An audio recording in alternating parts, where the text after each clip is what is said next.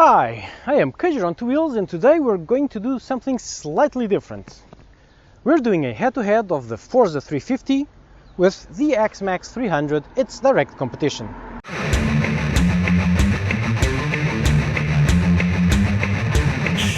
Now, this isn't a straight up-to-head per se, because I'm just one person and I can only ride one bike at a time, so there's no way for me to do an actual head-to-head. What I did do is that last week I tried the Forza 350 and this week I'm on the Xmax, so let's kind of do a head-to-head. Price-wise, the Forza is €200 cheaper, so it's got an advantage there. Equipment-wise, they're very similar. They have nearly all the same stuff. This one seems to have a slightly bigger space under the seat, but a slightly smaller space on the left-hand side, on the cubbyhole on the left-hand side. The Forza has a much bigger cubbyhole. The Forza has a USB-C plug on the cubbyhole, which can be a bit more practical, but this one has your standard 12 volt, which is a lot more practical than you expect, because you just need to stick in an extra charger at extra cost, but that extra charger can have a standard USB exit or two, so you can actually plug in a couple of things in there, which is just not possible on the Forza. So in those two things, equipment and price, they're kind of tied. Where the Forza manages to overcome this one is the windscreen on the Forza is electrically adjustable, and this one is not.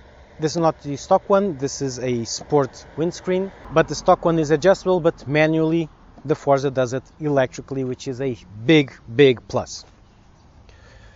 Performance-wise, on the open road, they're very similar. The Honda boasts, and the Yamaha boasts, quite rightly, about its great front suspension, which is taken directly from a normal motorcycle. It's a very T-Maxy front end. The rear end are roughly the same on both bikes. So, specs-wise, the Yamaha has the advantage on the front suspension. However, Honda tunes the suspension on the Forza to perfection, so it works brilliantly on the open roads. And with a slightly stiffer suspension, it just feels slightly better on the open road. It's basically a technical tie, but I'll give a slight advantage to the Forza out there. In here, the Yamaha is much better than the Forza in town. The Forza is still pretty stiff and it performs brilliantly. They are brilliant bikes in town. But this one just works better on bad pavement. It's on a different scale. It's completely different. It's miles better. Why?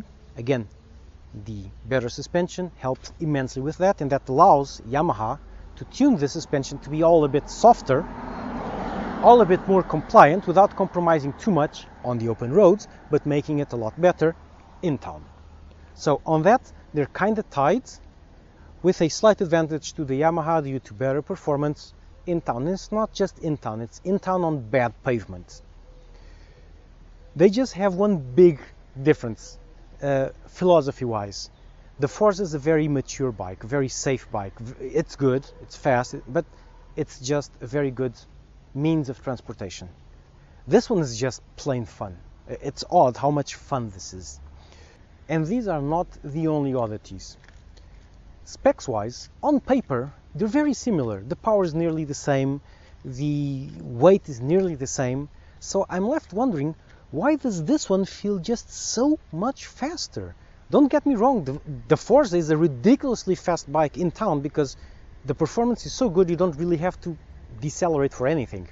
But this one just feels faster, nimbler, more fun. How? I have no idea. The nimbler is the suspension. Okay, fine. But still, I don't know. This one's just a bit more fun. So, basically, these are very similar bikes. They're very similar. And if you buy one or the other, you won't get this. You won't be disappointed at all. Choose one or the other. Well, who would I give advantage to? And I know that since I'm riding this one, this just feels better because the other one is already a distant memory.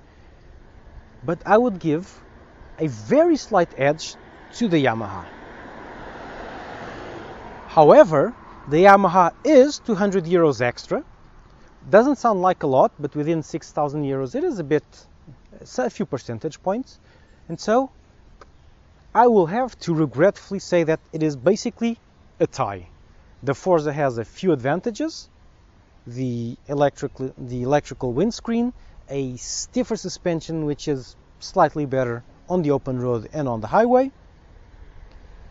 But this one has a better suspension overall, with a slight lack of equipment and a higher price.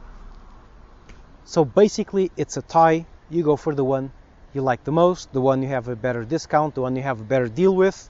If your town has poorer pavement, this is the one to get. If your town has better quality pavement, the Honda's the bike to get.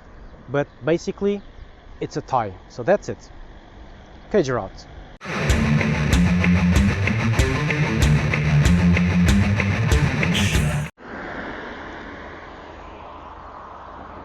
And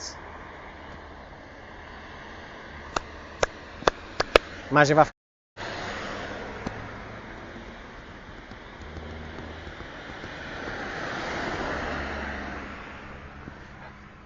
And with a slightly stiffer